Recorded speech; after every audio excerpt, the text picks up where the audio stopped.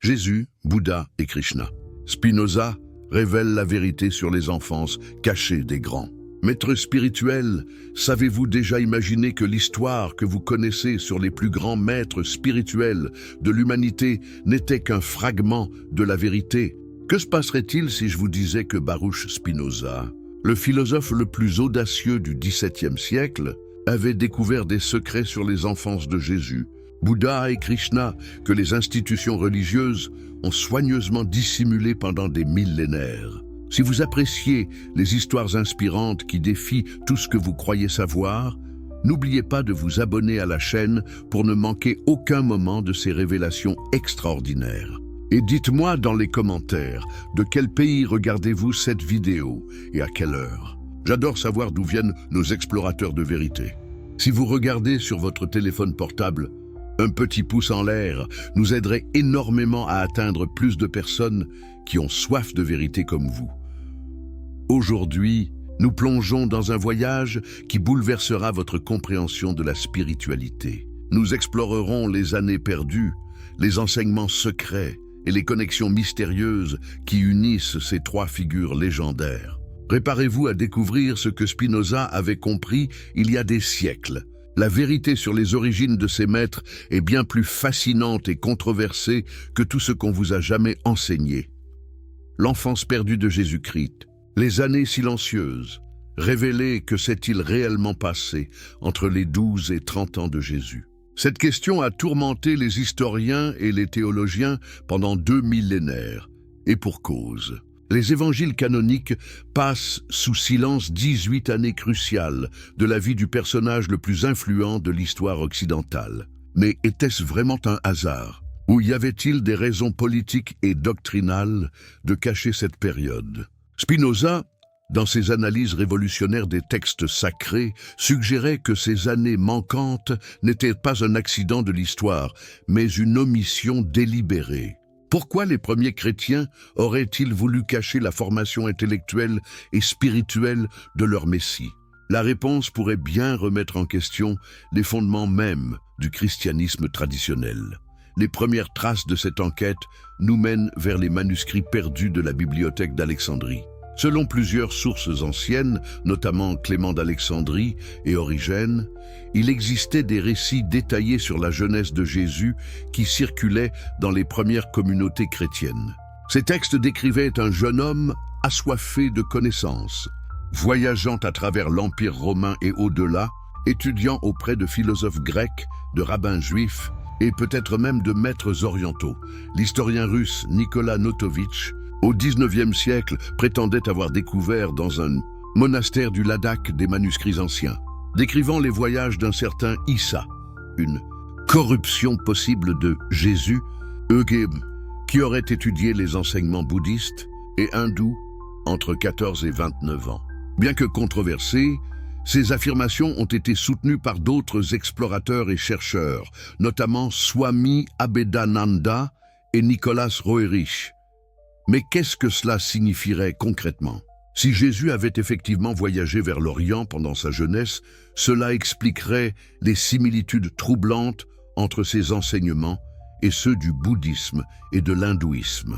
La doctrine de la compassion universelle, l'importance de la méditation et de la prière contemplative, les paraboles utilisées comme méthode d'enseignement, tous ces éléments étaient déjà présents dans les traditions orientales des siècles avant la naissance du Christ. L'analyse spinoziste de cette période suggère quelque chose d'encore plus radical.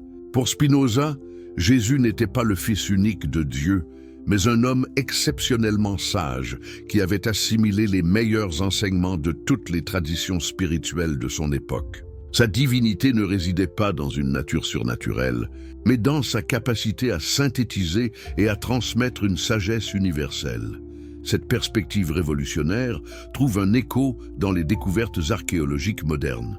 Les manuscrits de Nag Hammadi, découverts en 1945, révèlent une diversité étonnante dans le christianisme primitif. L'évangile de Thomas, par exemple, présente Jésus comme un maître de sagesse, dont les enseignements ressemblent davantage à ceux d'un gourou oriental qu'à un messie occidental, traditionnel considéré Cette parole attribuée à Jésus dans l'évangile de Thomas, « Celui qui boit à ma bouche deviendra comme moi, et moi, je deviendrai lui, et les choses cachées lui seront révélées. » Cette déclaration mystique évoque fortement les enseignements non-dualistes de l'Advaita Vedanta hindou, où la réalisation spirituelle ultime consiste à reconnaître l'unité fondamentale entre l'individu et l'absolu. Mais comment expliquer que ces influences orientales aient été si soigneusement effacées de la tradition chrétienne officielle?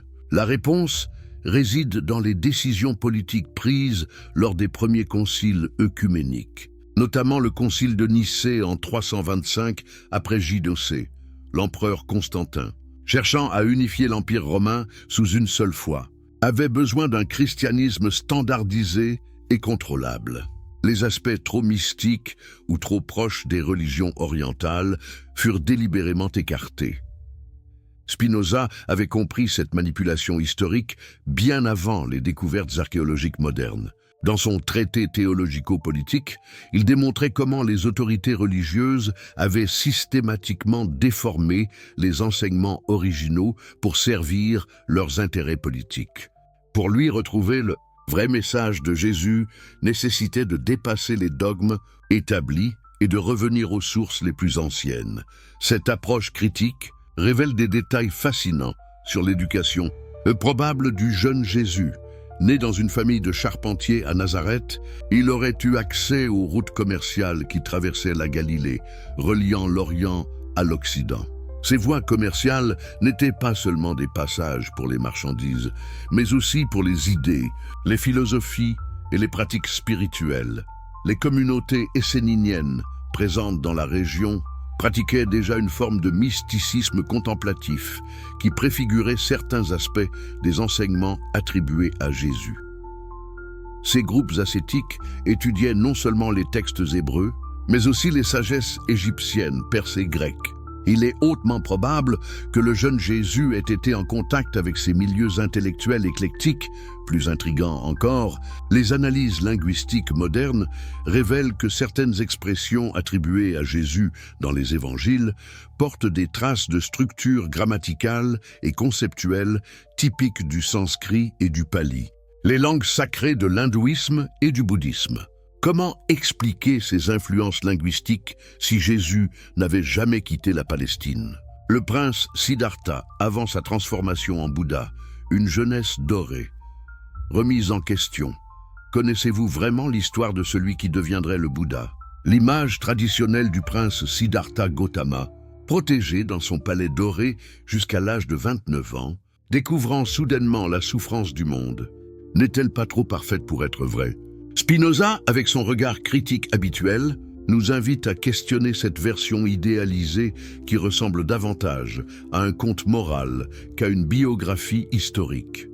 Les textes les plus anciens du canon bouddhiste, rédigés plusieurs siècles après la mort du Bouddha historique, présentent déjà des incohérences troublantes. Comment un jeune homme élevé dans l'ignorance totale de la souffrance humaine aurait-il pu développer instantanément une compréhension si profonde de la condition humaine? Cette transformation miraculeuse ne cache-t-elle pas une réalité bien plus complexe et nuancée? L'analyse spinoziste de la jeunesse de Siddhartha révèle un personnage bien différent de l'image pieuse transmise par la tradition. Né vers 563 avant J-C dans le royaume de Kapilavastu, à la frontière entre l'Inde et le Népal actuel, Siddhartha appartenait au clan des Shakya, une aristocratie guerrière qui contrôlait une région stratégique sur les routes commerciales entre l'Inde et la Chine. Cette position géographique est cruciale pour comprendre la formation intellectuelle du futur Bouddha.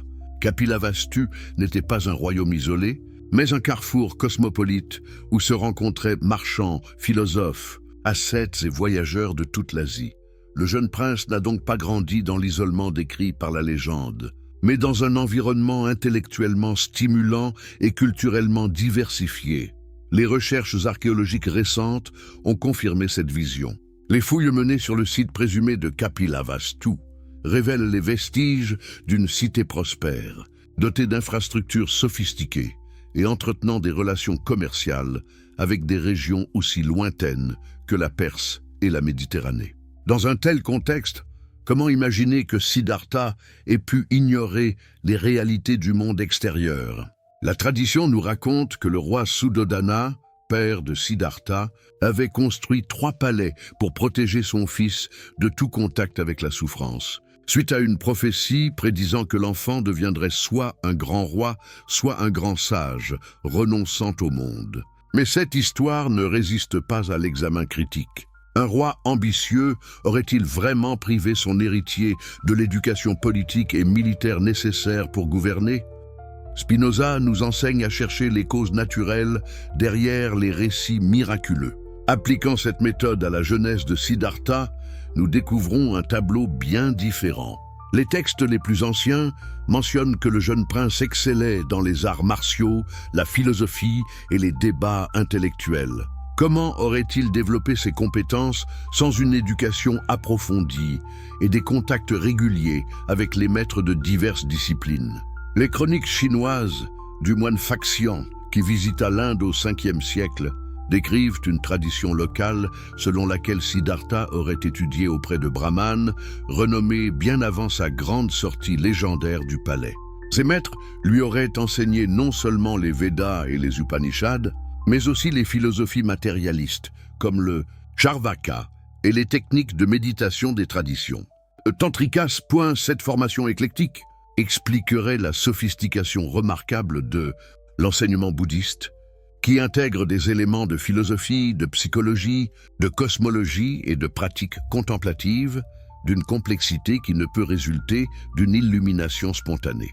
Le système des 4 nobles vérités et du noble chemin octuple révèle une compréhension systématique de la nature humaine qui nécessite des années d'études et de réflexion. Plus révélateur encore, l'analyse comparative des enseignements du Bouddha avec les textes philosophiques de son époque révèle des influences multiples. La doctrine de l'impermanence trouve des échos dans la philosophie d'Héraclite en Grèce. La notion de karma ressemble aux théories de justice cosmique développées par les penseurs orphiques. La pratique de la méditation vipassana partage des similitudes troublantes avec les techniques d'introspection enseignées dans les écoles de mystère égyptiennes. Comment expliquer ces convergences? Si Siddhartha n'avait eu accès qu'aux traditions locales de son royaume, la réponse réside probablement dans les échanges intellectuels intenses qui caractérisaient l'axe eurasiatique au VIe siècle avant J.-C. Cette période, que Karl Jaspers a appelée l'âge axial, a vu naître simultanément en Grèce, en Perse, en Inde et en Chine des révolutions philosophiques et spirituelles remarquablement similaires. Le jeune Siddhartha, loin d'être isolé dans son palais, était probablement au cœur de ces échanges interculturels. Les routes de la soie, bien qu'appelées ainsi rétrospectivement, existaient déjà sous d'autres formes, permettant la circulation non seulement des marchandises, mais aussi des idées et des pratiques spirituelles.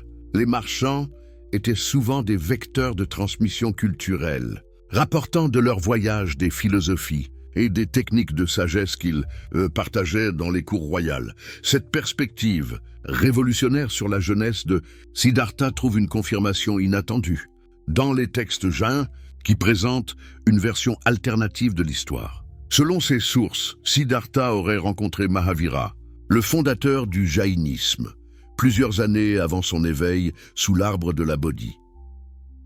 Ces rencontres auraient profondément influencé sa compréhension de la non-violence et de l'ascétisme, concepts centraux dans l'enseignement bouddhiste ultérieur. L'approche spinoziste nous invite également à examiner les motivations psychologiques derrière la quête spirituelle de Siddhartha. Plutôt qu'une révélation soudaine de la souffrance universelle, sa recherche pourrait résulter d'une crise existentielle progressive, nourrie par les contradictions entre son éducation privilégiée et sa sensibilité naturelle aux injustices sociales. Les textes mentionnent que Siddhartha était naturellement compatissant et introspectif. Dans le contexte d'une société de caste rigide, où son rang princier le plaçait au sommet de la hiérarchie sociale, cette sensibilité aurait créé un conflit intérieur permanent. Comment concilier les privilèges de la naissance avec une conscience aiguë de l'égalité fondamentale de tous les êtres? Cette tension psychologique expliquerait mieux la radicalité de son renoncement que l'histoire traditionnelle d'une découverte soudaine de la vieillesse, de la maladie et de la mort. Un prince éduqué dans la philosophie et en contact avec diverses traditions spirituelles aurait été parfaitement conscient de ces réalités universelles. Sa grande sortie représenterait alors non pas une fuite naïve, mais une décision mûrement réfléchie de chercher des réponses aux questions fondamentales de l'existence. Krishna, l'avatar enfant, entre légende divine et réalité historique, mais que savons-nous vraiment de Krishna enfant? Cette figure centrale de l'hindouisme, adorée par des millions de dévots comme la 8e incarnation de Vishnu, cache-t-elle derrière ces légendes merveilleuses une réalité historique que Spinoza aurait pu analyser avec sa méthode critique habituelle? L'enfance de Krishna, telle que rapportée dans les Puranas et le Mahabharata, mélange si intimement le divin et l'humain qu'il devient difficile de distinguer la biographie de la mythologie. Selon les textes traditionnels, Krishna serait né vers 3228 avant JC à Mathura, dans une prison où ses parents étaient emprisonnés par le tyran Kamsa. Miraculeusement transféré à Gokula, puis élevé à Vrindavan par des parents adoptifs, le divin enfant aurait manifesté des pouvoirs surnaturels dès ses premiers jours. Mais cette chronologie pose immédiatement des problèmes historiques majeurs qui auraient fasciné Spinoza. L'approche spinoziste nous invite à chercher le noyau historique derrière l'enveloppe mythologique. Si nous appliquons sa méthode d'analyse critique au récit krishnaïte, nous découvrons des éléments qui suggèrent l'existence d'un personnage historique exceptionnel, dont la biographie a été progressivement divinisée au fil des siècles. Les recherches archéologiques modernes ont révélé que la région de Mathura était effectivement un centre urbain important vers 1500 000 avant JC, période plus plausible pour situer l'éventuel Krishna historique. Cette cité, située sur les rives de la Yamuna, contrôlait des routes commerciales cruciales entre le nord et le sud de l'Inde. Elle était aussi un foyer de diversité religieuse où coexistaient des traditions védiques orthodoxes et des cultes locaux plus anciens. Dans ce contexte cosmopolite, l'émergence d'un réformateur religieux charismatique devient compréhensible. Le Krishna historique pourrait avoir été un leader spirituel qui a réussi à synthétiser diverses traditions religieuses locales, créant un mouvement de dévotion personnelle qui a révolutionné l'hindouisme de son époque. Cette hypothèse trouve un appui dans l'analyse comparative des enseignements attribués à Krishna. La Bhagavad Gita, ce dialogue philosophique au cœur du Mahabharata, révèle une sophistication doctrinale qui suggère des influences multiples. La synthèse entre action désintéressée, dévotion personnelle et connaissance métaphysique qu'elle propose ressemble aux tentatives de réconciliation entre différentes écoles philosophiques que nous trouvons chez d'autres grands réformateurs religieux. Mais concentrons-nous sur l'enfance légendaire de Krishna, car c'est là que Spinoza aurait trouvé les clés de compréhension les plus révélatrices. Les histoires de Krishna enfant, rapportées principalement dans le Bhagavata Purana, présentent un mélange fascinant d'éléments folkloriques, de symbolismes spirituels et peut-être de souvenirs historiques déformés. L'épisode du vol de beurre, par exemple, où le petit Krishna dérobe le beurre des voisins avec l'aide de ses amis, pourrait cacher une réalité sociale importante. Dans l'Inde ancienne, le beurre clarifié était un produit de luxe, souvent monopolisé par les castes supérieures. Un enfant de famille modeste qui vole ce produit pourrait symboliser une remise en question précoce des inégalités sociales, thème central dans l'enseignement krishnaïte ultérieur. De même, les danses nocturnes avec les gopis, ces jeunes gardeuses de vaches, traditionnellement interprétées comme des allégories de l'amour divin, pourraient refléter une réalité historique où le jeune Krishna développait déjà un charisme exceptionnel et une capacité à rassembler autour de lui des personnes de diverses conditions sociales. L'analyse spinoziste de ces récits révèle une structure narrative récurrente. Krishna enfant défie constamment l'autorité établie, qu'elle soit parentale, sociale ou religieuse. Il échappe aux punitions, transforme les situations de conflit en moments de joie communautaire et manifeste une sagesse qui dépasse son âge apparent. Ces caractéristiques suggèrent moins un être surnaturel qu'un enfant exceptionnellement intelligent et charismatique, doté d'une intuition sociale remarquable. Les exploits miraculeux attribués au Krishna enfant trouvent des parallèles troublants dans d'autres traditions. La levée du mont Govardhana pour protéger les villageois rappelle les récits de héros civilisateurs présents dans de nombreuses mythologies.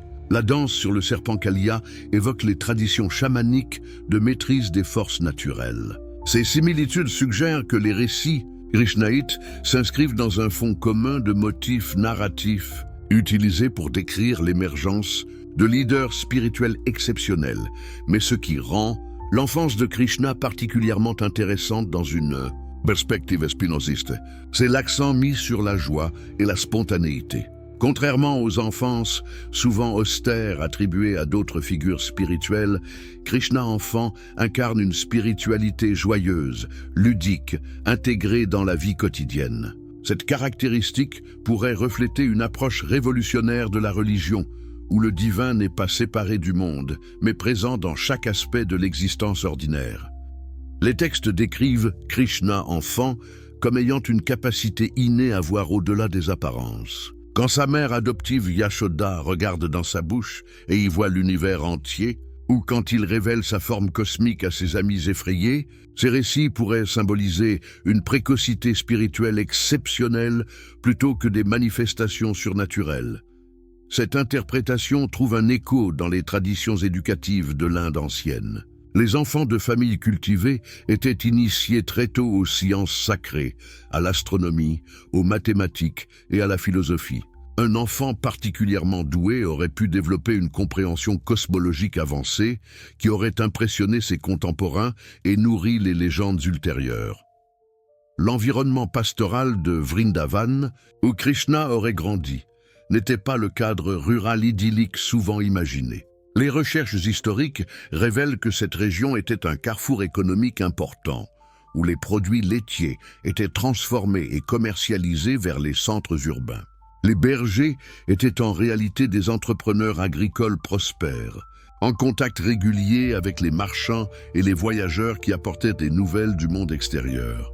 Dans ce contexte, le jeune Krishna aurait eu accès à une diversité d'influences culturelles et intellectuelles.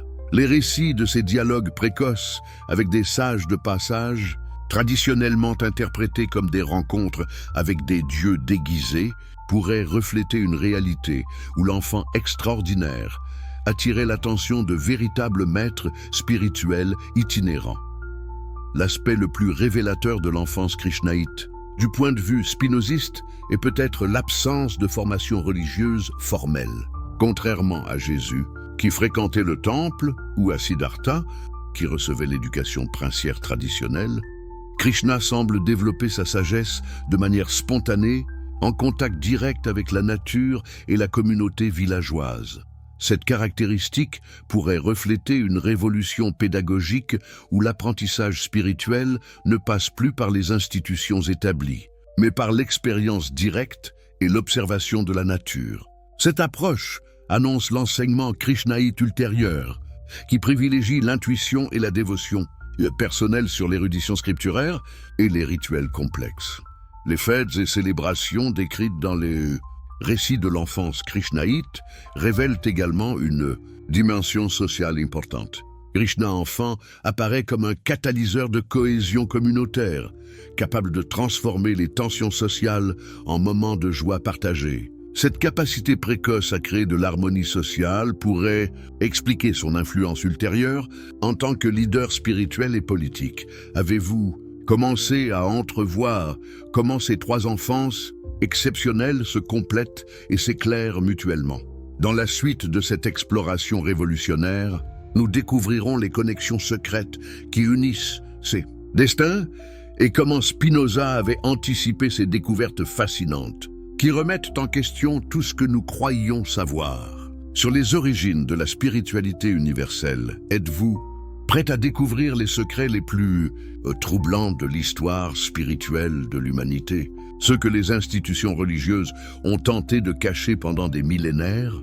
Si vous êtes passionné par les histoires inspirantes qui révèlent la vérité cachée derrière les grands mystères, n'hésitez pas à vous abonner à notre chaîne pour ne manquer aucune de ces révélations extraordinaires. D'ailleurs, dites-nous dans les commentaires de quel pays vous nous regardez en ce moment et à quelle heure vous découvrez ces vérités bouleversantes. Nous aimons savoir d'où viennent nos chercheurs de vérité à travers le monde. Et si vous regardez cette vidéo sur votre téléphone portable, un petit pouce levé nous aiderait énormément à faire connaître ces découvertes révolutionnaires à encore plus de personnes qui ont soif d'une connaissance authentique comme vous.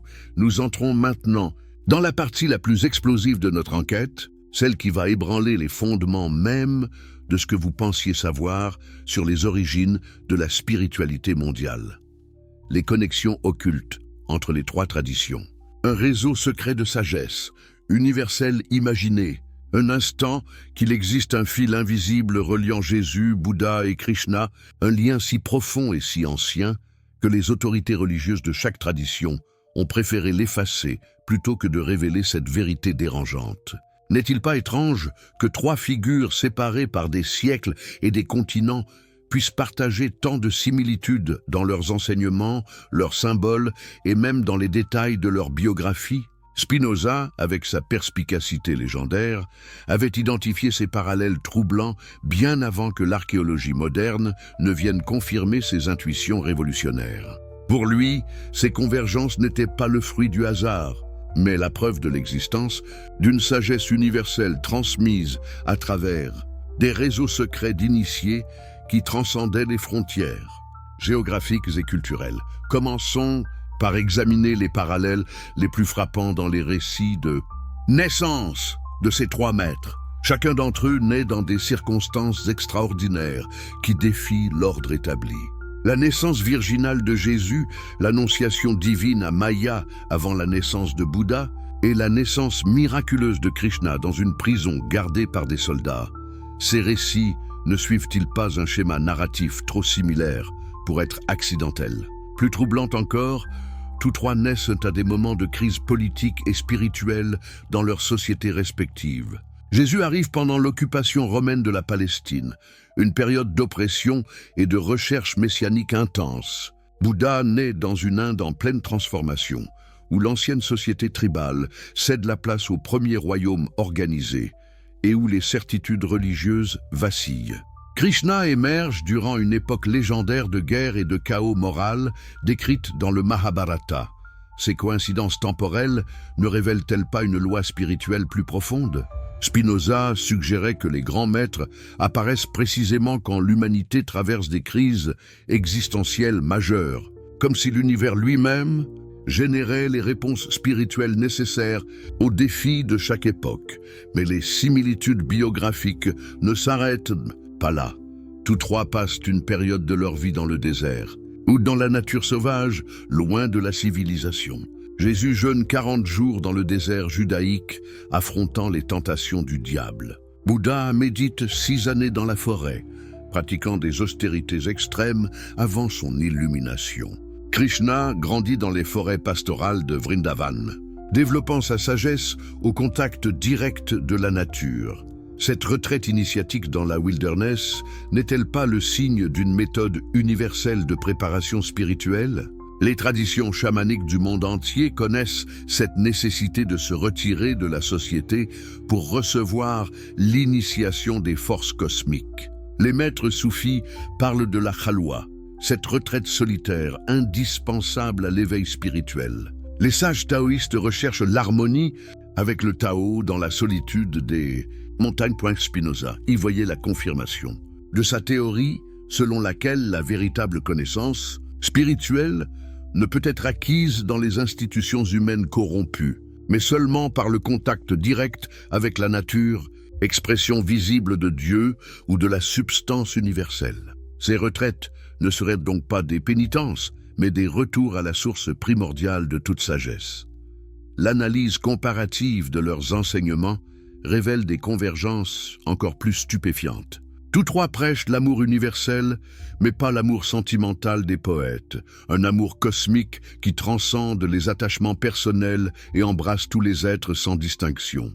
Jésus commande d'aimer ses ennemis, révolutionnant ainsi l'éthique tribale de son époque. Bouddha enseigne la compassion illimitée envers tous les êtres sensibles. Krishna révèle dans la Bhagavad Gita que l'âme éveillée voit la même essence divine en toute créature.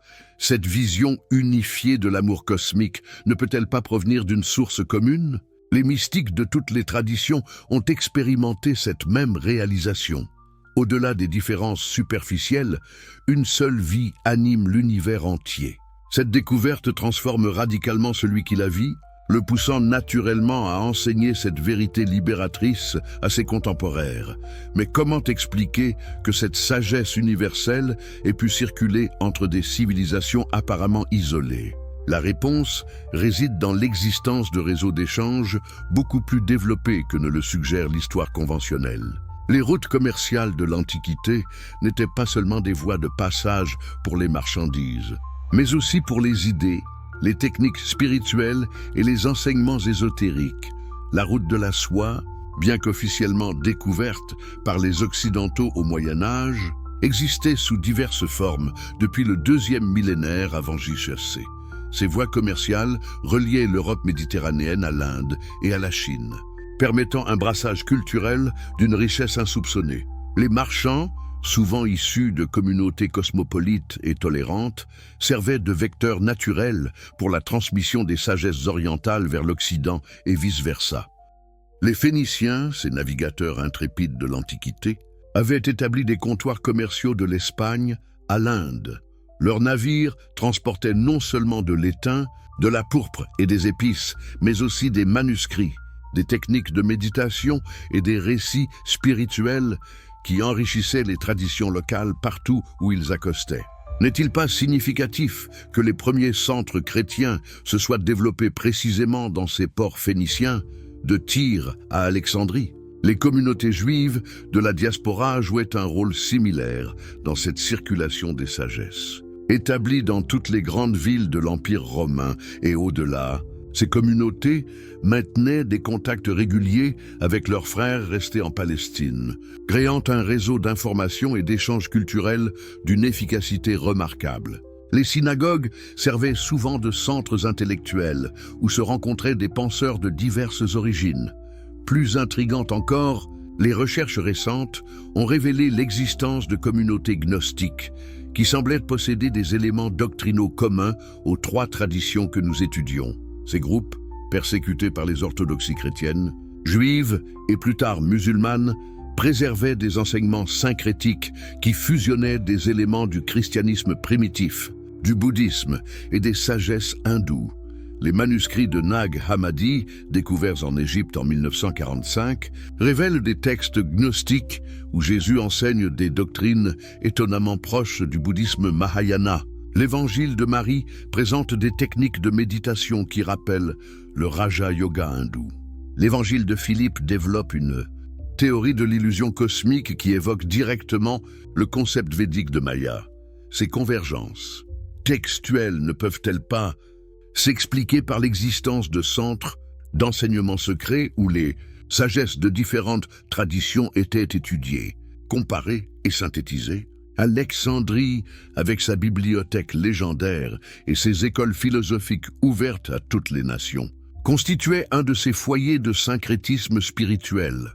L'analyse spinoziste de ces phénomènes révèle une vérité dérangeante pour les orthodoxies religieuses. Loin d'être des révélations uniques et incomparables, les enseignements de Jésus, Bouddha et Krishna s'inscrivent dans un courant de sagesse universelle qui traverse toute l'histoire humaine.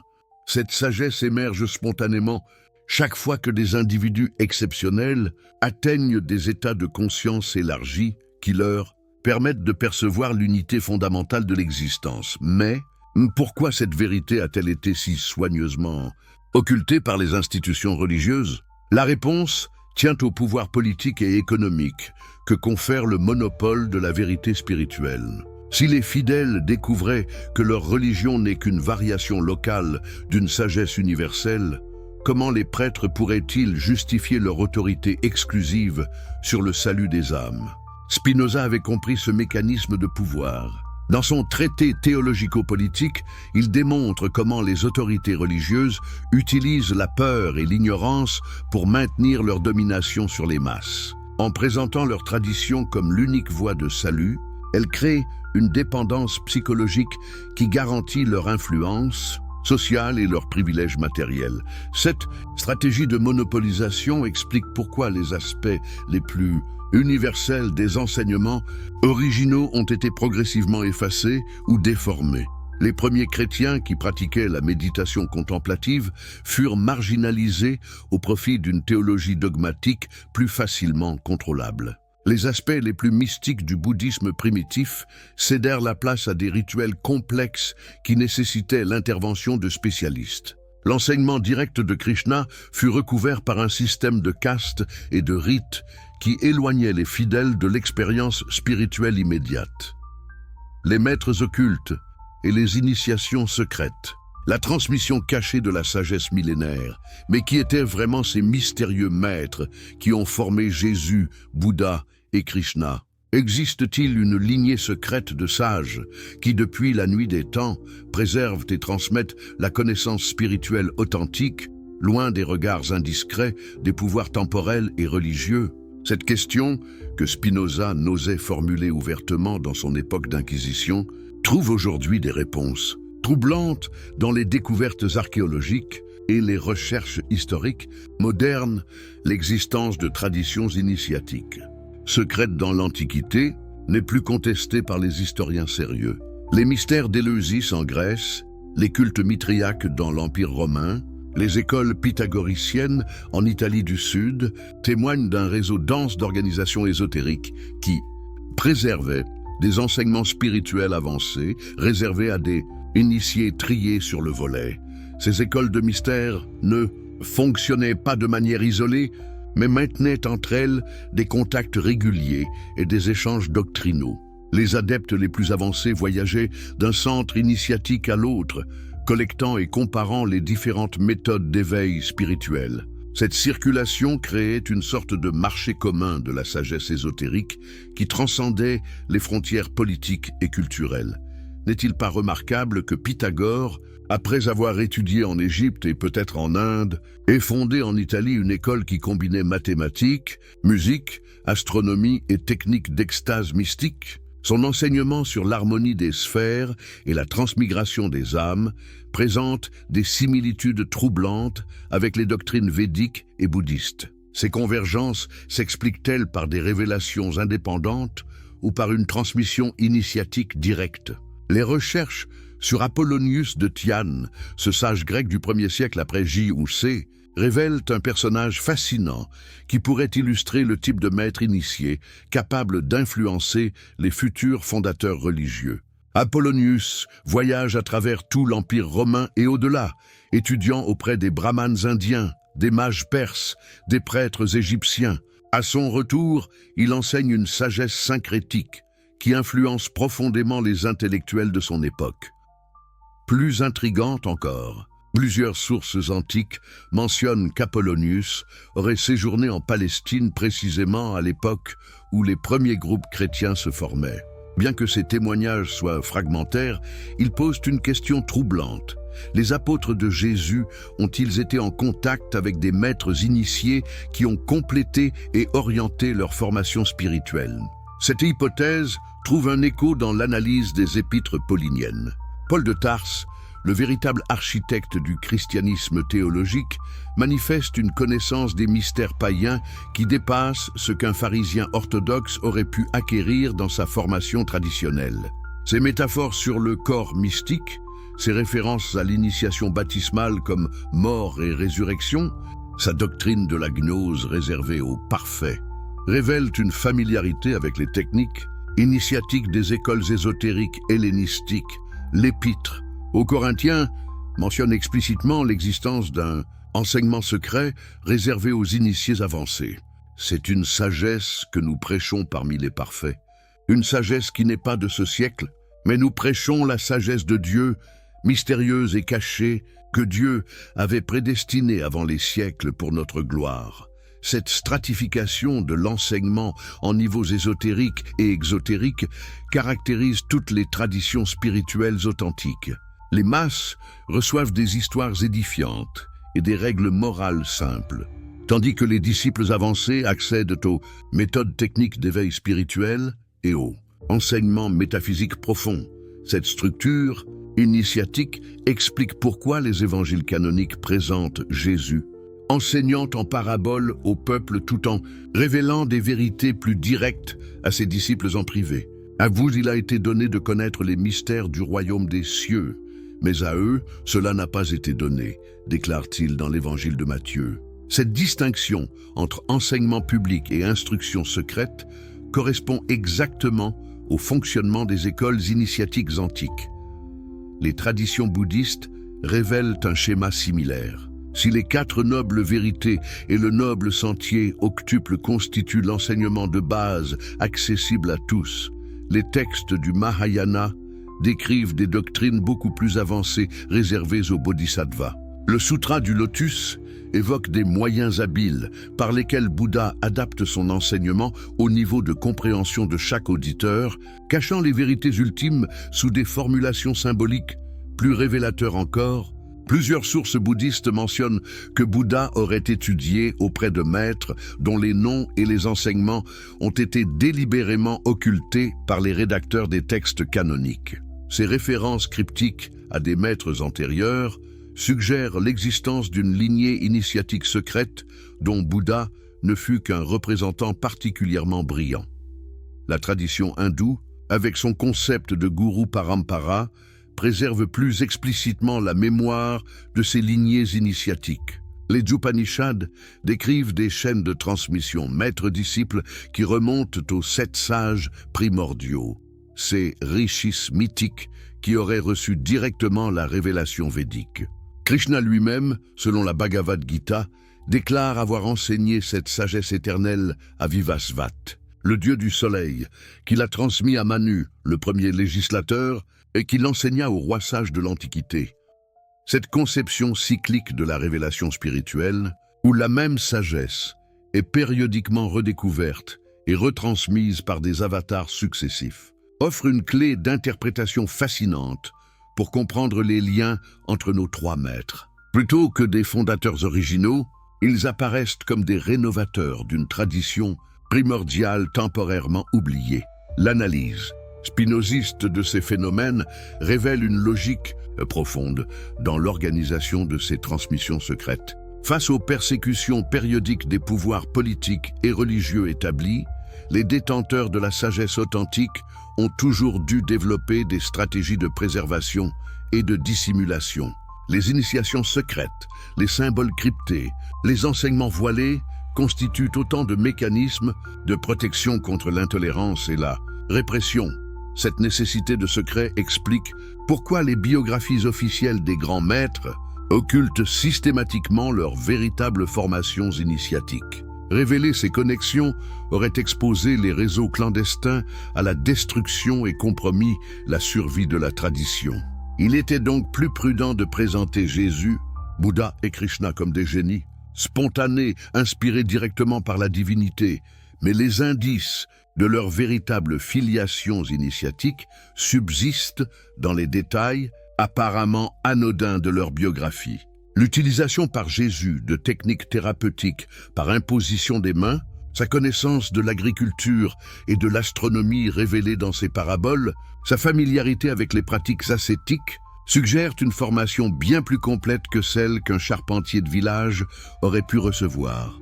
De même, la maîtrise technique de Bouddha dans l'art de la méditation, sa connaissance précise des états de conscience et de leurs mécanismes neurophysiologiques, sa capacité à adapter son enseignement aux différents tempéraments psychologiques, révèlent une éducation systématique auprès de maîtres expérimentés.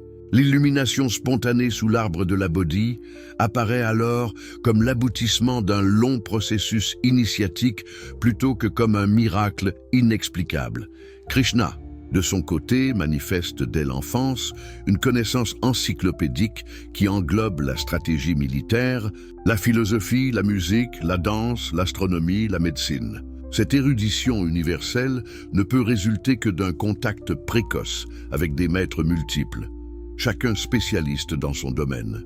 Les légendes sur ses pouvoirs magiques pourraient dissimuler une formation intensive dans les sciences traditionnelles de l'Inde ancienne. L'étude comparative des méthodes pédagogiques employées par nos trois maîtres révèle des similitudes techniques qui confirment leur filiation initiatique commune. Tous trois utilisent massivement les paraboles et les analogies comme outils d'enseignement. Cette méthode, qui permet de transmettre plusieurs niveaux de signification simultanément, caractérise la pédagogie des écoles ésotériques depuis l'Antiquité. Les paraboles de Jésus sur le royaume des cieux, les analogies de Bouddha sur la nature de l'esprit, les récits symboliques de Krishna dans les Puranas suivent des structures narratives étonnamment similaires. Chaque histoire fonctionne comme un koan, posant des questions qui forcent l'auditeur à dépasser la pensée conceptuelle ordinaire pour accéder à une compréhension intuitive plus profonde.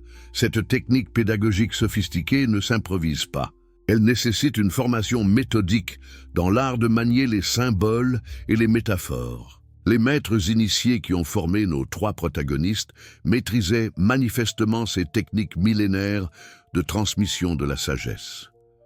Plus troublante encore, l'analyse des pratiques spirituelles enseignées par Jésus, Bouddha et Krishna révèle des méthodes techniques quasi identiques. La méditation contemplative chrétienne primitive, les techniques de concentration bouddhiste, les pratiques de Bhakti Yoga Krishnaïte visent toutes à transcender l'ego ordinaire pour atteindre des états de conscience unifiés. Ces convergences méthodologiques ne peuvent s'expliquer que par une source commune d'enseignement. Quelque part dans les brumes de l'histoire ancienne, des maîtres inconnus avaient développé une science précise de la transformation de la conscience humaine.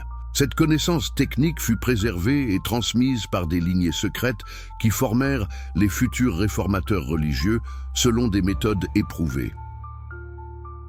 Textes perdus et révélations archéologiques. Les preuves enfouies d'une histoire, occultées qu'eux, révéleraient les milliers de manuscrits perdus dans les incendies de la bibliothèque d'Alexandrie. Quels secrets cachent les textes délibérément détruits par les autorités religieuses soucieuses de préserver leur orthodoxie? Cette question hante les historiens depuis des siècles. Mais les découvertes archéologiques récentes commencent à lever le voile sur cette gigantesque opération d'occultation historique que Spinoza avait déjà dénoncée en son temps. La destruction de la bibliothèque d'Alexandrie ne fut pas un accident, mais le résultat d'une politique délibérée d'effacement des traces de syncrétisme spirituel qui caractérisait l'Antiquité tardive. Cette bibliothèque contenait non seulement les œuvres des grands philosophes grecs et les chroniques des historiens, mais aussi des traductions de textes sanscrits, des commentaires sur les enseignements de Bouddha, des évangiles apocryphes révélant les aspects les plus ésotériques du christianisme primitif. Les témoignages des derniers bibliothécaires d'Alexandrie, comme Théon et sa fille Hypatie, évoquent des sections entières consacrées aux sagesses barbares. Ces enseignements orientaux que les intellectuels alexandrins étudiaient avec passion.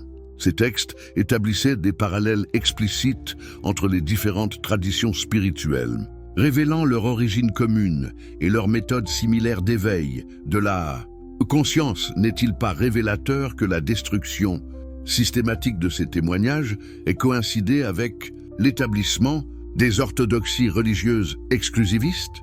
Quand l'empereur Théodose proclama le christianisme nicéen religion officielle de l'Empire, une des premières mesures fut l'interdiction des livres hérétiques, qui présentaient des versions alternatives de l'histoire sacrée. Cette censure méthodique explique pourquoi les liens entre Jésus, Bouddha et Krishna sont restés cachés pendant si longtemps. Mais les sables du désert et les grottes oubliées ont préservé des fragments de cette vérité occultée, et les découvertes du XXe siècle permettent enfin de reconstituer ce puzzle historique fascinant.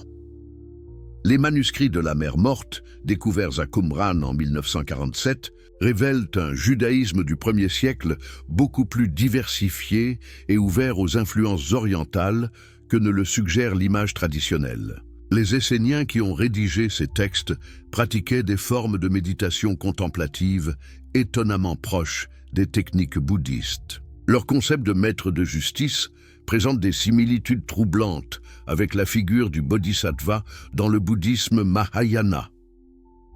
Plus intriguant encore, certains fragments de Qumran mentionnent des sages venus de l'Orient qui auraient séjourné dans la communauté essénienne et enseigné des mystères cachés depuis le commencement du monde. Ces références cryptiques pourraient-elles évoquer des moines bouddhistes ou des sages hindous qui auraient établi des contacts avec les mouvements spirituels palestiniens?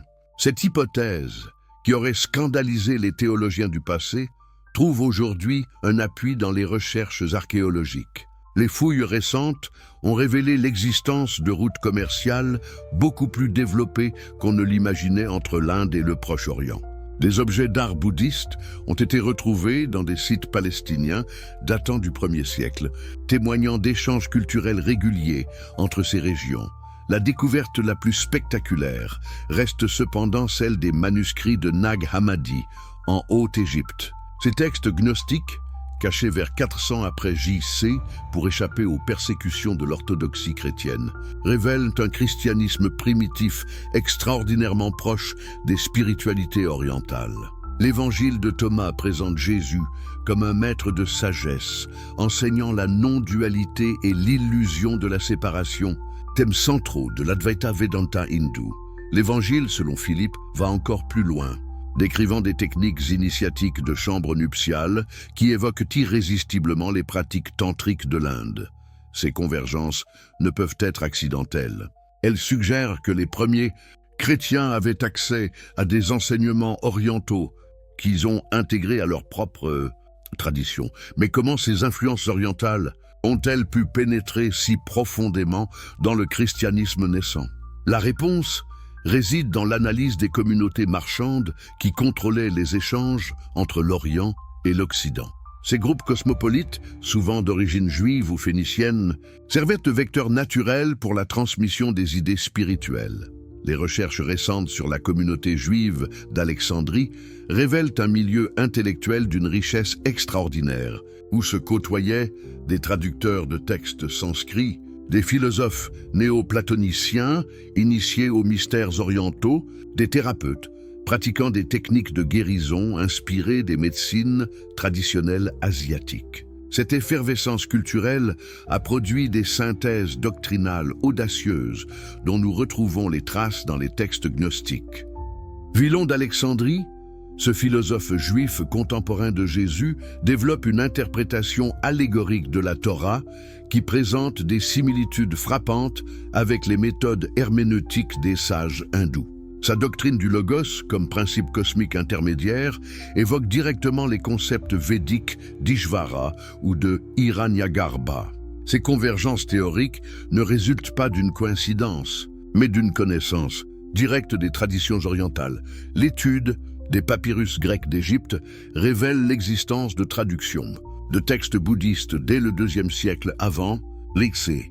Ces documents, longtemps négligés par les spécialistes, attestent d'un intérêt soutenu du monde hellénistique pour la philosophie bouddhiste. Les rois séleucides entretenaient des relations diplomatiques régulières avec les souverains mauryas de l'Inde, facilitant ces échanges intellectuels. L'édit d'Ashoka découvert en Afghanistan mentionne explicitement l'envoi de missions bouddhistes vers les royaumes grecs d'Occident.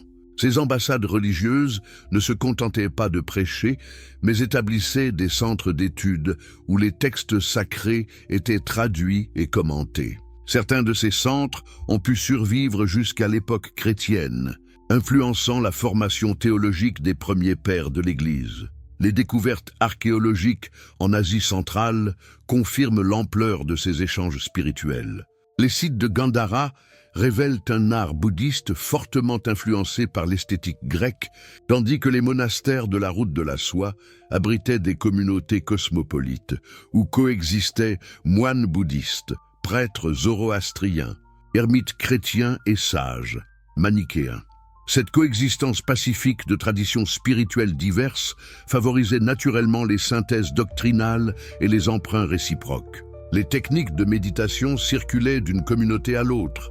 Les textes sacrés étaient traduits et commentés. Les pratiques rituelles s'enrichissaient mutuellement. Ce brassage créatif explique les convergences troublantes que nous observons entre les enseignements de Jésus, Bouddha et Krishna. L'analyse des plus anciens manuscrits chrétiens révèle des traces de ces influences croisées.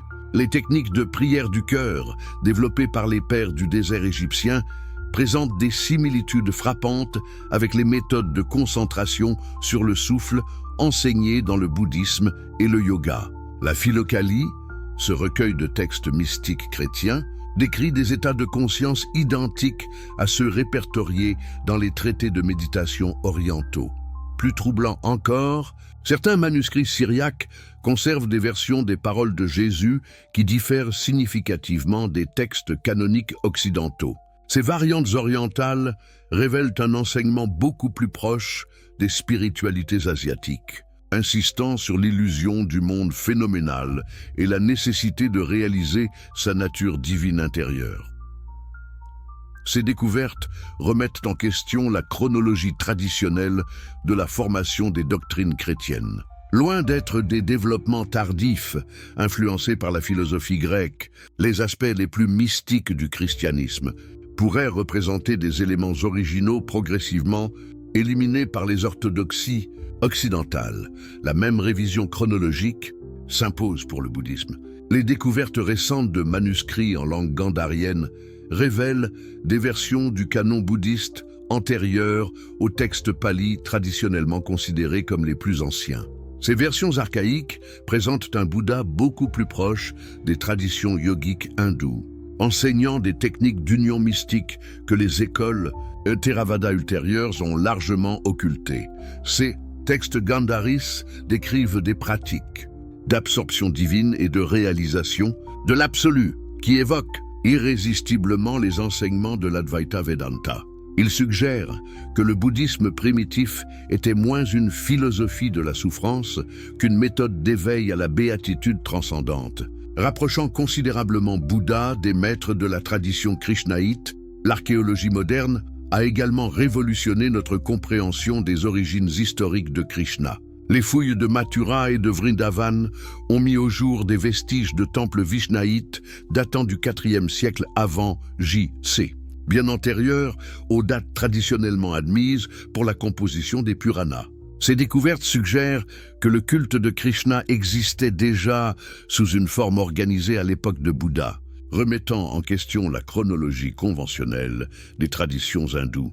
Plus spectaculaire encore, l'analyse des inscriptions découvertes dans ces sites révèle des influences bouddhistes dans l'iconographie krishnaïte primitive.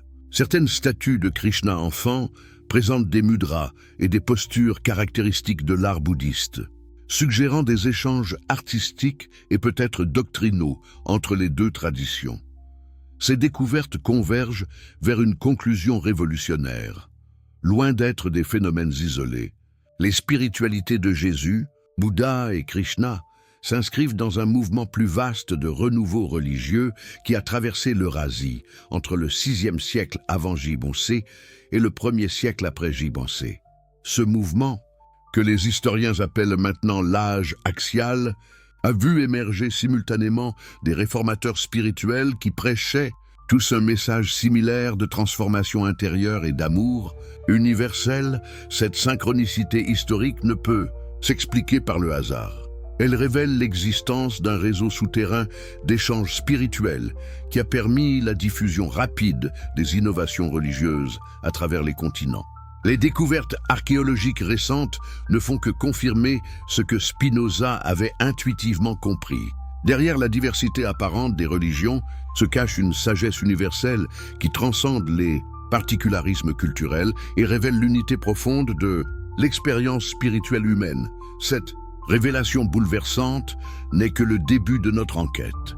Dans la continuation de cette exploration révolutionnaire, nous découvrirons comment les méthodes d'éducation spirituelle de l'Antiquité ont façonné ces trois maîtres exceptionnels. et comment leurs enseignements authentiques ont été transformés par les siècles pour servir des intérêts bien éloignés de leur vision originale. Préparez-vous à avoir vos certitudes les plus profondes remises en question par les preuves historiques que nous allons révéler. Êtes-vous prêt à plonger dans les révélations les plus choquantes de l'histoire spirituelle mondiale? Celles qui vont bouleverser à jamais votre compréhension de l'éducation spirituelle et de la transformation des enseignements sacrés. Si ces découvertes extraordinaires vous passionnent, abonnez-vous immédiatement à notre chaîne pour ne manquer aucune de ces vérités historiques révolutionnaires qui changent tout. D'ailleurs, écrivez-nous en commentaire de quel pays vous nous suivez en ce moment et l'heure à laquelle vous découvrez ces secrets millénaires. Nous adorons savoir où se trouvent nos chercheurs de vérité à travers la planète. Et si vous regardez cette investigation sur votre téléphone portable, un petit like nous aiderait énormément à faire connaître ces révélations capitales à encore plus de personnes assoiffées de connaissances authentiques. Comme vous, nous entrons maintenant dans la phase finale de notre enquête historique, celle qui va révéler comment l'éducation spirituelle de l'Antiquité a forgé ces géants de la spiritualité et comment leurs messages ont été systématiquement déformés au fil des siècles. L'éducation spirituelle dans l'Antiquité, les méthodes secrètes qui ont formé les maîtres, comment les génies spirituels de l'Antiquité étaient-ils vraiment formés? Quelles méthodes pédagogiques révolutionnaires ont permis de développer des consciences aussi extraordinaires que celles de Jésus, Bouddha et Krishna? Cette question fondamentale nous plonge dans l'univers fascinant des écoles de mystères antiques. Ces institutions secrètes qui préservaient et transmettaient les techniques les plus avancées de développement de la conscience humaine. Contrairement à ce que suggèrent les biographies pieuses, aucun de nos trois maîtres n'a développé sa sagesse de manière spontanée. Tous ont bénéficié d'une éducation spirituelle systématique selon des méthodes pédagogiques d'une sophistication remarquable, héritées de traditions millénaires que l'analyse spinoziste permet de reconstituer avec une précision troublante. L'étude comparative des systèmes éducatifs antiques révèle l'existence d'une véritable science de la formation spirituelle, transmise de maître à disciple selon des protocoles rigoureux que nous commençons seulement à redécouvrir. Ces méthodes ne visaient pas seulement l'acquisition de connaissances intellectuelles, mais la transformation complète de la personnalité et l'éveil de capacités psychiques latentes.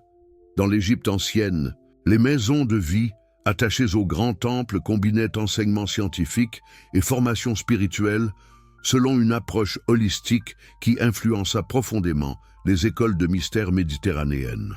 Les futurs initiés étudiaient simultanément l'astronomie et l'astrologie, l'anatomie et les techniques de guérison énergétique, les mathématiques et la géométrie sacrée, créant une synthèse unique entre science et mystique. Cette conception cyclique de la révélation spirituelle, où la même sagesse est périodiquement redécouverte et retransmise par des avatars successifs, offre une clé d'interprétation fascinante pour comprendre les liens entre nos trois maîtres. Plutôt que des fondateurs originaux, ils apparaissent comme des rénovateurs d'une tradition primordiale temporairement oubliée. L'analyse spinoziste de ces phénomènes révèle une logique profonde dans l'organisation de ces transmissions secrètes. Face aux persécutions périodiques des pouvoirs politiques et religieux établis, les détenteurs de la sagesse authentique ont toujours dû développer des stratégies de préservation et de dissimulation. Les initiations secrètes, les symboles cryptés, les enseignements voilés constituent autant de mécanismes de protection contre l'intolérance et la répression. Cette nécessité de secret explique pourquoi les biographies officielles des grands maîtres occultent systématiquement leurs véritables formations initiatiques. Révéler ces connexions aurait exposé les réseaux clandestins à la destruction et compromis la survie de la tradition. Il était donc plus prudent de présenter Jésus, Bouddha et Krishna comme des génies, spontanés, inspirés directement par la divinité, mais les indices de leurs véritables filiations initiatiques subsistent dans les détails apparemment anodins de leur biographie. L'utilisation par Jésus de techniques thérapeutiques par imposition des mains Sa connaissance de l'agriculture et de l'astronomie révélée dans ses paraboles, sa familiarité avec les pratiques ascétiques, suggèrent une formation bien plus complète que celle qu'un charpentier de village aurait pu recevoir. De même, la maîtrise technique de Bouddha dans l'art de la méditation, sa connaissance précise des états de conscience et de leurs mécanismes neurophysiologiques, sa capacité à adapter son enseignement aux différents tempéraments psychologiques, révèlent une éducation systématique auprès de maîtres expérimentés. L'illumination spontanée sous l'arbre de la Bodhi apparaît alors comme l'aboutissement d'un long processus initiatique plutôt que comme un miracle inexplicable. Krishna, de son côté, manifeste dès l'enfance une connaissance encyclopédique qui englobe la stratégie militaire, la philosophie, la musique, la danse, l'astronomie, la médecine. Cette érudition universelle ne peut résulter que d'un contact précoce avec des maîtres multiples, chacun spécialiste dans son domaine. Les légendes sur ses pouvoirs magiques pourraient dissimuler une formation intensive dans les sciences traditionnelles de l'Inde ancienne. L'étude comparative des méthodes pédagogiques employées par nos trois maîtres révèle des similitudes techniques qui confirment leur filiation initiatique commune. Tous trois utilisent massivement les paraboles et les analogies comme outils d'enseignement. Cette méthode, qui permet de transmettre plusieurs niveaux de signification simultanément, caractérise la pédagogie des écoles ésotériques depuis l'Antiquité. Les paraboles de Jésus sur le royaume des cieux, les analogies de Bouddha sur la nature de l'esprit, les récits symboliques de Krishna dans les Puranas suivent des structures narratives étonnamment similaires. Chaque histoire fonctionne comme un koan, posant des questions qui forcent l'auditeur à dépasser la pensée conceptuelle ordinaire pour accéder à une compréhension intuitive plus profonde. Cette technique pédagogique sophistiquée ne s'improvise pas. Elle nécessite une formation méthodique dans l'art de manier les symboles et les métaphores. Les maîtres initiés qui ont formé nos trois protagonistes maîtrisaient manifestement ces techniques millénaires de transmission de la sagesse. Plus troublante encore, l'analyse des pratiques spirituelles enseignées par Jésus, Bouddha et Krishna révèle des méthodes techniques quasi identiques. La méditation contemplative chrétienne primitive, les techniques de concentration bouddhiste, les pratiques de Bhakti Yoga Krishnaïte visent toutes à transcender l'ego ordinaire pour atteindre des états de conscience unifiés. Ces convergences méthodologiques ne peuvent s'expliquer que par une source commune d'enseignement. Quelque part dans les brumes de l'histoire ancienne, des maîtres inconnus avaient développé une science précise de la transformation de la conscience humaine. Cette connaissance technique fut préservée et transmise par des lignées secrètes qui formèrent les futurs réformateurs religieux selon des méthodes éprouvées. Textes perdus et révélations archéologiques. Les preuves enfouies d'une histoire, occultées qu'eux, révéleraient les milliers de manuscrits perdus dans les incendies de la bibliothèque d'Alexandrie. Quels secrets cachent les textes délibérément détruits par les autorités religieuses soucieuses de préserver leur orthodoxie? Cette question hante les historiens depuis des siècles. Mais les découvertes archéologiques récentes commencent à lever le voile sur cette gigantesque opération d'occultation historique que Spinoza avait déjà dénoncée en son temps. La destruction de la bibliothèque d'Alexandrie ne fut pas un accident, mais le résultat d'une politique délibérée d'effacement des traces de syncrétisme spirituel qui caractérisait l'Antiquité tardive. Cette bibliothèque contenait non seulement les œuvres des grands philosophes grecs et les chroniques des historiens, mais aussi des traductions de textes sanscrits, des commentaires sur les enseignements de Bouddha, des évangiles apocryphes révélant les aspects les plus ésotériques du christianisme primitif. Les témoignages des derniers bibliothécaires d'Alexandrie, comme Théon et sa fille Hypatie, évoquent des sections entières consacrées aux sagesses barbares. Ces enseignements orientaux que les intellectuels alexandrins étudiaient avec passion. Ces textes établissaient des parallèles explicites entre les différentes traditions spirituelles, révélant leur origine commune et leur méthode similaire d'éveil de la conscience. N'est-il pas révélateur que la destruction systématique de ces témoignages est coïncidé avec l'établissement des orthodoxies religieuses exclusivistes. Quand l'empereur Théodose proclama le christianisme nicéen religion officielle de l'Empire, une des premières mesures fut l'interdiction des livres hérétiques, qui présentaient des versions alternatives de l'histoire sacrée. Cette censure méthodique explique pourquoi les liens entre Jésus, Bouddha et Krishna sont restés cachés pendant si longtemps. Mais les sables du désert et les grottes oubliées ont préservé des fragments de cette vérité occultée, et les découvertes du XXe siècle permettent enfin de reconstituer ce puzzle historique fascinant. Les manuscrits de la mer Morte, découverts à Qumran en 1947, révèlent un judaïsme du 1er siècle beaucoup plus diversifié et ouvert aux influences orientales que ne le suggère l'image traditionnelle. Les Esséniens qui ont rédigé ces textes pratiquaient des formes de méditation contemplative étonnamment proches des techniques bouddhistes. Leur concept de maître de justice présente des similitudes troublantes avec la figure du bodhisattva dans le bouddhisme Mahayana. Plus intriguant encore, certains fragments de Qumran mentionnent des sages venus de l'Orient qui auraient séjourné dans la communauté essénienne et enseigné des mystères cachés depuis le commencement du monde. Ces références cryptiques pourraient-elles évoquer des moines bouddhistes ou des sages hindous qui auraient établi des contacts avec les mouvements spirituels palestiniens? Cette hypothèse, qui aurait scandalisé les théologiens du passé, trouve aujourd'hui un appui dans les recherches archéologiques. Les fouilles récentes ont révélé l'existence de routes commerciales beaucoup plus développées qu'on ne l'imaginait entre l'Inde et le Proche-Orient. Des objets d'art bouddhistes ont été retrouvés dans des sites palestiniens datant du 1er siècle, témoignant d'échanges culturels réguliers entre ces régions.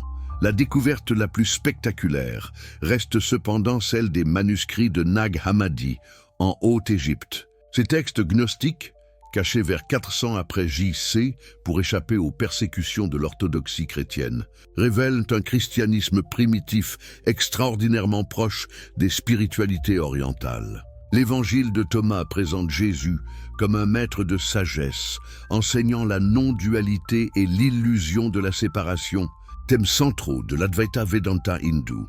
L'évangile, selon Philippe, va encore plus loin, décrivant des techniques initiatiques de chambre nuptiale qui évoquent irrésistiblement les pratiques tantriques de l'Inde. Ces convergences ne peuvent être accidentelles. Elles suggèrent que les premiers chrétiens avaient accès à des enseignements orientaux qu'ils ont intégrés à leur propre tradition. Mais comment ces influences orientales ont-elles pu pénétrer si profondément dans le christianisme naissant? La réponse réside dans l'analyse des communautés marchandes qui contrôlaient les échanges entre l'Orient et l'Occident. Ces groupes cosmopolites, souvent d'origine juive ou phénicienne, servaient de vecteur naturel pour la transmission des idées spirituelles. Les recherches récentes sur la communauté juive d'Alexandrie révèlent un milieu intellectuel d'une richesse extraordinaire, où se côtoyaient des traducteurs de textes sanscrits, des philosophes néo-platoniciens initiés aux mystères orientaux, des thérapeutes pratiquant des techniques de guérison inspirées des médecines traditionnelles asiatiques. Cette effervescence culturelle a produit des synthèses doctrinales audacieuses dont nous retrouvons les traces dans les textes gnostiques. Villon d'Alexandrie, ce philosophe juif contemporain de Jésus, développe une interprétation allégorique de la Torah qui présente des similitudes frappantes avec les méthodes herméneutiques des sages hindous. Sa doctrine du logos, comme principe cosmique intermédiaire, évoque directement les concepts védiques d'Ishvara ou de Hiranyagarbha. Ces convergences théoriques ne résultent pas d'une coïncidence, mais d'une connaissance directe des traditions orientales. L'étude des papyrus grecs d'Égypte révèle l'existence de traductions de textes bouddhistes dès le IIe siècle avant l'Ixé. Ces documents, longtemps négligés par les spécialistes, attestent d'un intérêt soutenu du monde hellénistique pour la philosophie bouddhiste. Les rois séleucides entretenaient des relations diplomatiques régulières avec les souverains mauryas de l'Inde.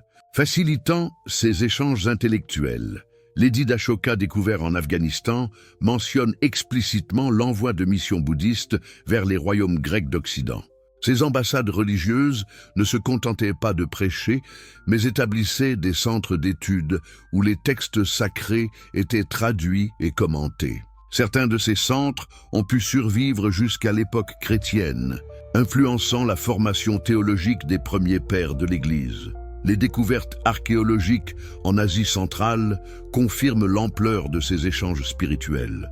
Les sites de Gandhara révèlent un art bouddhiste fortement influencé par l'esthétique grecque, tandis que les monastères de la route de la soie abritaient des communautés cosmopolites, où coexistaient moines bouddhistes, prêtres zoroastriens, ermites chrétiens et sages, manichéens. Cette coexistence pacifique de traditions spirituelles diverses favorisait naturellement les synthèses doctrinales et les emprunts réciproques. Les techniques de méditation circulaient d'une communauté à l'autre. Les textes sacrés étaient traduits et commentés. Les pratiques rituelles s'enrichissaient mutuellement. Ce brassage créatif explique les convergences troublantes que nous observons entre les enseignements de Jésus, Bouddha et Krishna. L'analyse des plus anciens manuscrits chrétiens révèle des traces de ces influences croisées. Les techniques de prière du cœur, développées par les pères du désert égyptien, présentent des similitudes frappantes avec les méthodes de concentration sur le souffle enseignées dans le bouddhisme et le yoga. La Philokalie, ce recueil de textes mystiques chrétiens, décrit des états de conscience identiques à ceux répertoriés dans les traités de méditation orientaux. Plus troublant encore, certains manuscrits syriaques conservent des versions des paroles de Jésus qui diffèrent significativement des textes canoniques occidentaux. Ces variantes orientales révèlent un enseignement beaucoup plus proche des spiritualités asiatiques, insistant sur l'illusion du monde phénoménal et la nécessité de réaliser sa nature divine intérieure. Ces découvertes remettent en question la chronologie traditionnelle de la formation des doctrines chrétiennes. Loin d'être des développements tardifs, influencés par la philosophie grecque, les aspects les plus mystiques du christianisme pourraient représenter des éléments originaux progressivement éliminés par les orthodoxies occidentales. La même révision chronologique s'impose pour le bouddhisme. Les découvertes récentes de manuscrits en langue gandharienne révèlent des versions du canon bouddhiste antérieures aux textes palis traditionnellement considérés comme les plus anciens. Ces versions archaïques présentent un Bouddha beaucoup plus proche des traditions yogiques hindoues, enseignant des techniques d'union mystique que les écoles Theravada ultérieures ont largement occultées. Ces textes gandharis décrivent des pratiques d'absorption divine et de réalisation de l'absolu qui évoquent irrésistiblement les enseignements de l'Advaita Vedanta. Il suggère que le bouddhisme primitif était moins une philosophie de la souffrance qu'une méthode d'éveil à la béatitude transcendante. Rapprochant considérablement Bouddha des maîtres de la tradition krishnaïte, l'archéologie moderne a également révolutionné notre compréhension des origines historiques de Krishna. Les fouilles de Mathura et de Vrindavan ont mis au jour des vestiges de temples vishnaïtes datant du IVe siècle avant J.C., bien antérieurs aux dates traditionnellement admises pour la composition des Puranas. Ces découvertes suggèrent que le culte de Krishna existait déjà sous une forme organisée à l'époque de Bouddha, remettant en question la chronologie conventionnelle des traditions hindoues. Plus spectaculaire encore, l'analyse des inscriptions découvertes dans ces sites révèle des influences bouddhistes dans l'iconographie krishnaïte primitive. Certaines statues de Krishna enfant présentent des mudras et des postures caractéristiques de l'art bouddhiste, suggérant des échanges artistiques et peut-être doctrinaux entre les deux traditions. Ces découvertes convergent vers une conclusion révolutionnaire. Loin d'être des phénomènes isolés, les spiritualités de Jésus, Bouddha et Krishna s'inscrivent dans un mouvement plus vaste de renouveau religieux qui a traversé l'Eurasie, entre